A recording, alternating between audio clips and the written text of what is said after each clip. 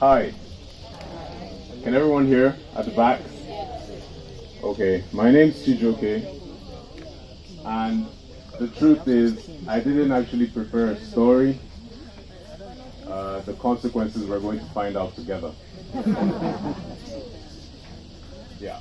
So I just thought, when she hit me up to ask if I wanted to tell a story, I said, not really.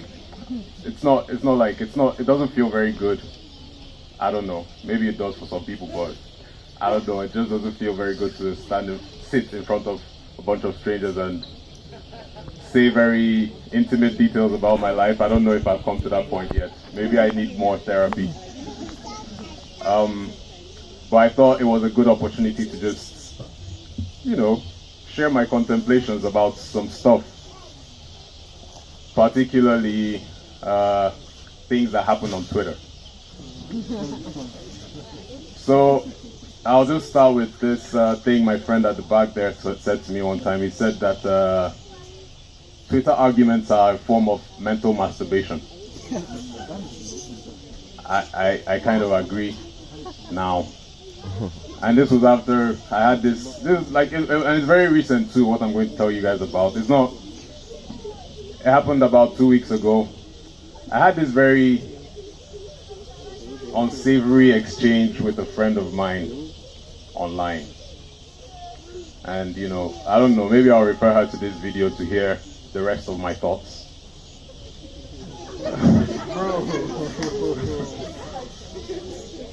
Right, so here's what happened, right? So she made a post and it had something to do with it was this guy holding up a placard that said, "Men have had control." I'm paraphrasing, by the way. I can't remember the quotes in total, but it was like just, "Men have had control for so long, it's time to hand things over to the women, because men have screwed things up so bad." Sorry, this is like, yeah. So, I can agree that men have screwed things up really bad. There's no question about that. And I wasn't even debating whether or not women would have a better go at things if they were in charge. Take charge. Okay, great. I'm glad to know I'm not alone in this thought process. So what I said was, "Oh baby," quote. I remember my own part of it. I said, quote, "Oh baby, nobody's going to give you anything. You just have to take it the way you can."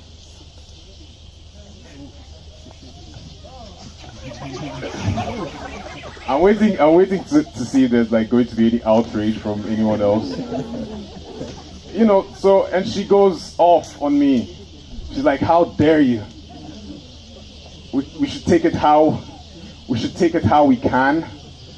What is that supposed to mean? I don't appreciate the negativity. And she went on to make a series of posts on Instagram. It's like one thing if you go at someone on Twitter, but if you take it to Instagram, it's like a whole new level of... So, yeah, she took it to Instagram and she's going on about how men are all that... Whenever she makes a post in a bid to empower other women, there's always that one man who would come to spew negativity on her timeline. Fuck off with that shit. Yeah, it was... And I was like... No, that's not paraphrasing, that's quote. She actually said, and then, there was more. I don't remember most of it, but there was more. And then I responded, I'm like, "Yo, but did you read what I said? I said, you have to take it how you can." I think that's more matter of fact than anything else, right? It's because men, in fact, are scum, mostly. Yes, I agree. Yeah, thank you. And here's why I was really taken aback by her response is the fact that she knows for sure that I for one am, very, I don't know, I support the feminist movement. I am a feminist myself. I like to think of myself as one. I even have a shirt and everything. No, sincerely, So, yeah, I know. It's a pick me shirt, but still, I mean, it's my stance. I do support equality and everything that comes with it. Well, maybe not everything that comes with it, because there's some there's a dark side to it, and it happens when there's this whole thing about not blaming the victim, right? And I agree.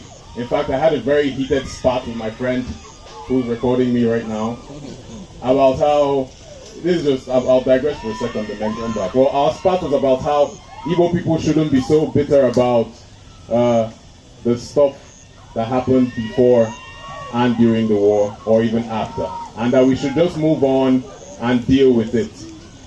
And I'm like, you don't get to say that to the victim, I have family who dealt with that shit. You can't just tell me move on from it, because you're not taking into account the other side of the story, and the other side of the story, not even the Igbo side, but the rest of the country's side of the story, which is that there has been no sort of acknowledgement or collective remorse, or show of it at least publicly, of what happened, right? And you can't just say to the victim, simply move on. Anyway, that's for you to see. I'm glad you're recording this too. Anyway, yeah, back to the story. We had this whole conversation about it, and I was like, okay, I understand this, and I try to be careful not to blame the victim of any kind of abuse or harassment or whatever, or just wrong treatment. But then I feel like if we are going to make progress, and this is what OC kind of made me realize today, that you as the victim have to come to a point of maybe it's an unreasonable level of expectation as far as resilience goes, but you have to just find it by yourself. It's your obligation to, for your own good, and for the progress of what you're trying to achieve. And as long as equality is concerned, I think women are going to have to just be more strategic about it, and maybe not alienate everyone who isn't a woman. Yeah, because at that point, we'll just have a Mexican standoff and nothing's going to happen, right? And that's what's happening on Twitter.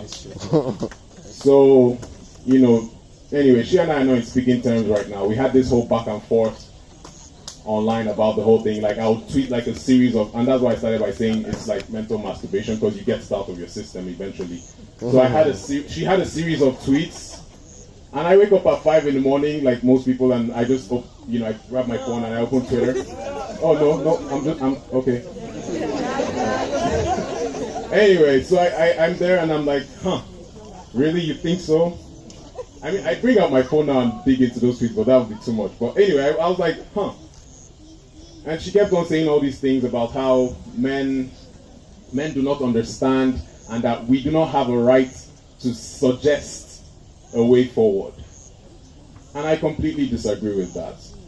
And I had my own series of tweets explaining why I don't think that should be, and why we should have honest conversations about this stuff. And I hope that most people here agree. Thank you.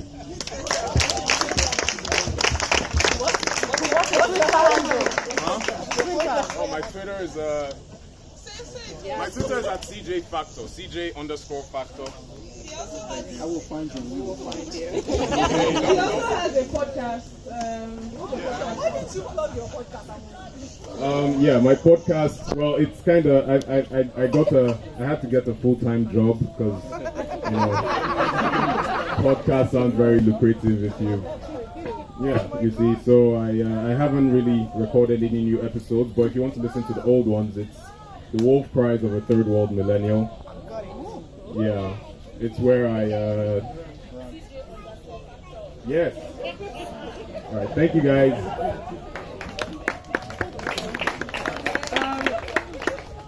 Speaking of podcasts, we have a podcast. It's the Storyteller.